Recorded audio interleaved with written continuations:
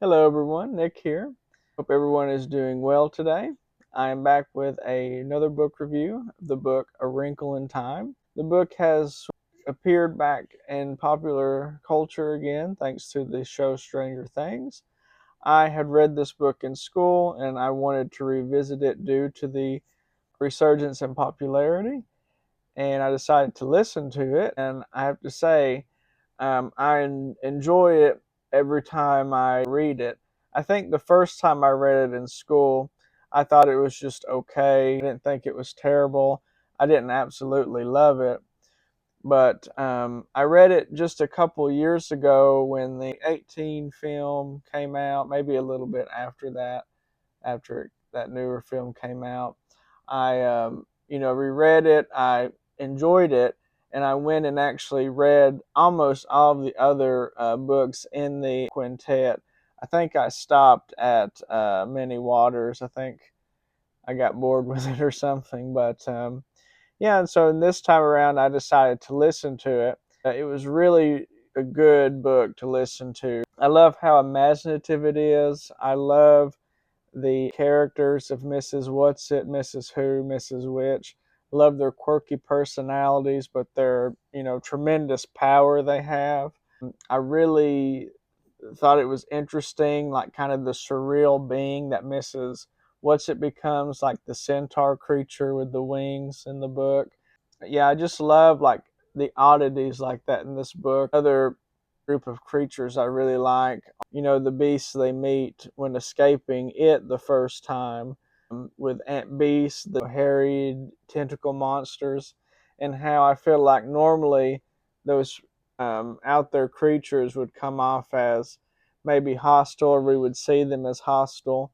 Were actually the most kindest beings, in the book. And even them, the children, being afraid of them, and then them bringing up, well, on your world, would people feel about us? And we would most likely be very hostile towards those creatures.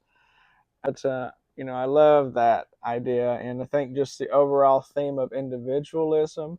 I love particularly Meg's journey through the book, sort of discovering more about herself, finding her voice, becoming braver.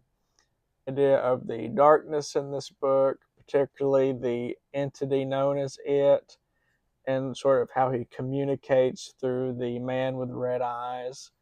Its will to make everything the same, bland, just to conform. I thought that was, a very interesting concept and a very scary concept. I would hate to lose my individuality.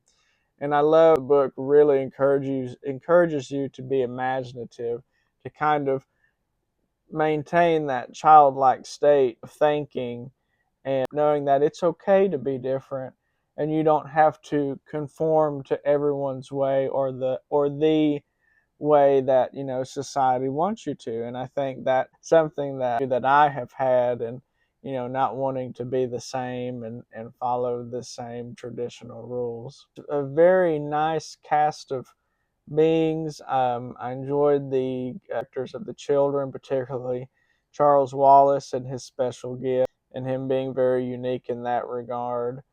I think a lot of other media, such as the video game Earthbound, where aliens come to a seemingly normal place, or the children being met with the aliens from Animorphs and then turning into these animals with these fantastical powers. I just love stuff like that. It's just you're living everyday life, and here comes these creatures, and they're like, well, it's up to you to save us. It's the kids' job to save everyone. And I think that's a very empowering thing and very fun concept in stories. Yeah, that was just my quick thoughts on the book after listening to it, reading it a couple times, and I'm excited to go and listen to the second one again because it has my favorite character. Of course, I will go more into that whenever I do a review of that at some point.